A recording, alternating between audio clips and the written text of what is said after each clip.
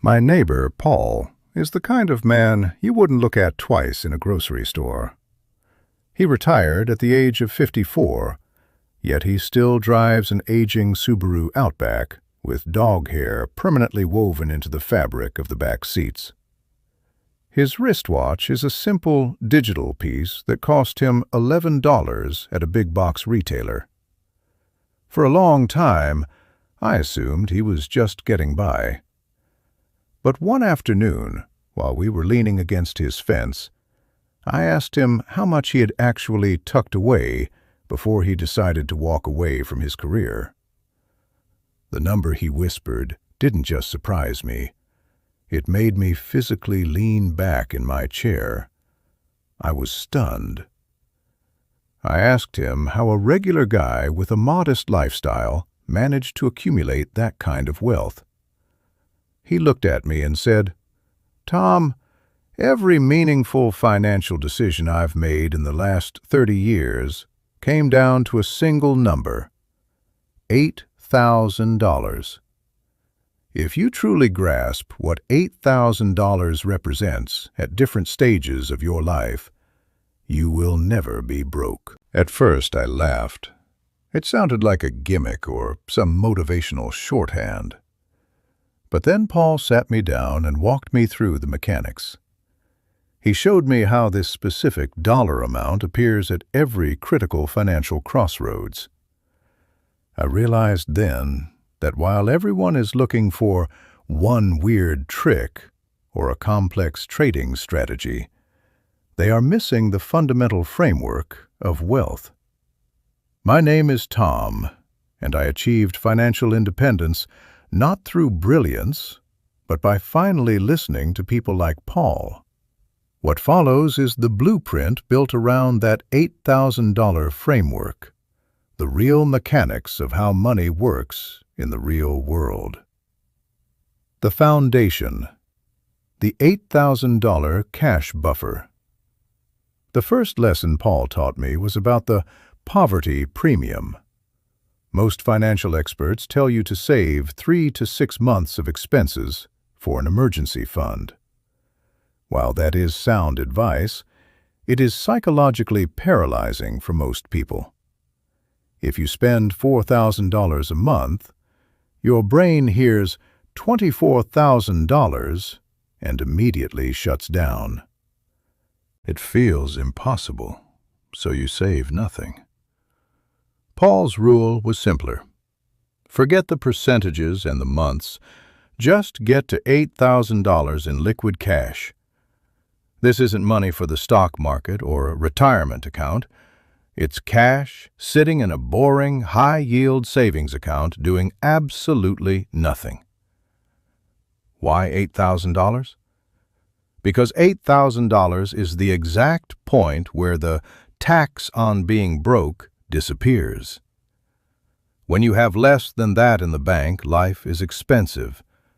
If your car makes a strange noise, you ignore it, because you can't afford a $300 mechanic visit. 3 months later, that ignored noise becomes a $2,500 transmission failure. If your tooth aches, you skip the dentist to save the copay, only to end up in the emergency room a year later with a $5,000 bill for an abscess. You buy the cheap tires that last 18 months because you can't afford the good ones that last 5 years. Having $8,000 in reserve eliminates this cycle of desperation.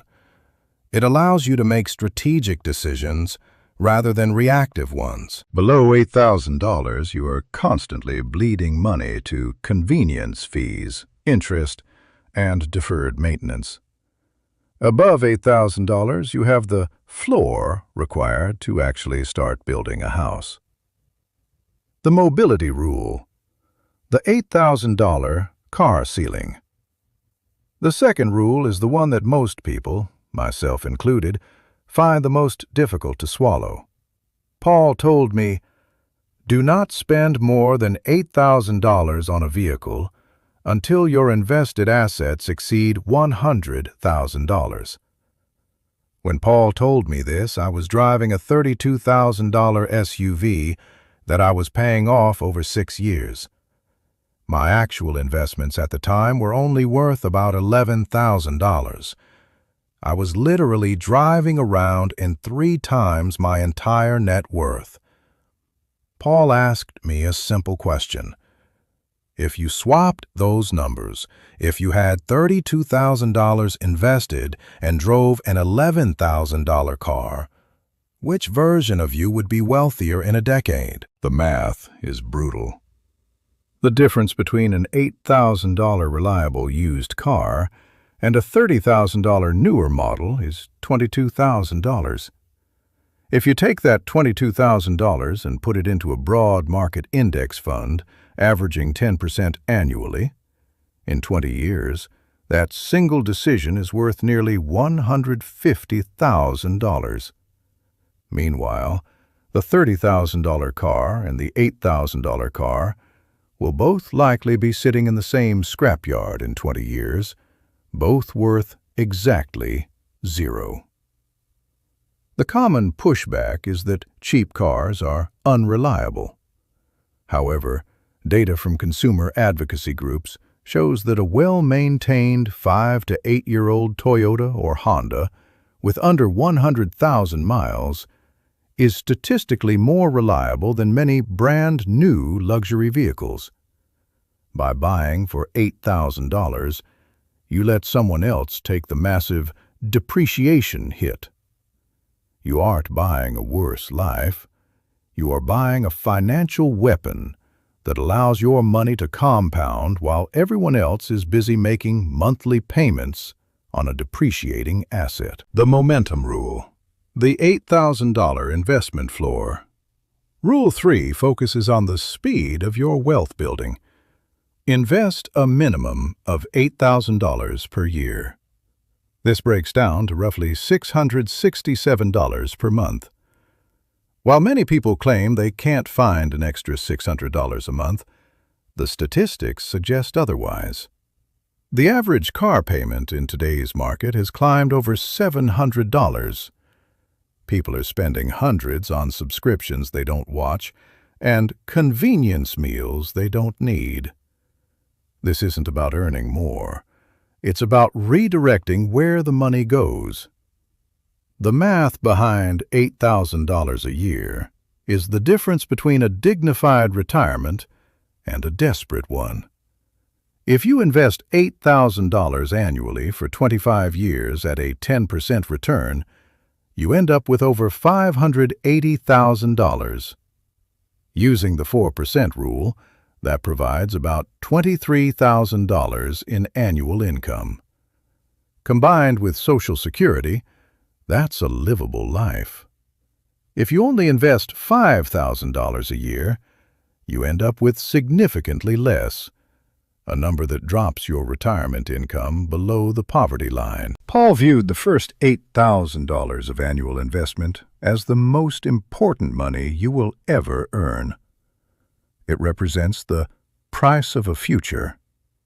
Everything you invest above that amount is just adding luxury to that future. But the first $8,000 is what buys you out of the workforce. The lifestyle ceiling. The $8,000 spending limit.